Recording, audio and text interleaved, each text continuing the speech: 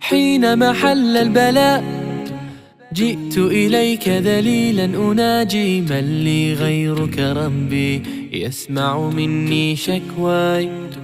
من يستجيب الدعاء إلا الذي قد دعانا إليه؟ من لي غيرك ربي معقود فيه رجايا؟ لا تعاملني بذنبي يا جواد يا كريم، إنني عبد ضعيف حظه لا يستقيم. لا تحرمني ربي من لطفك العميم، فسقامي أتعبتني يا ربي الرحيم.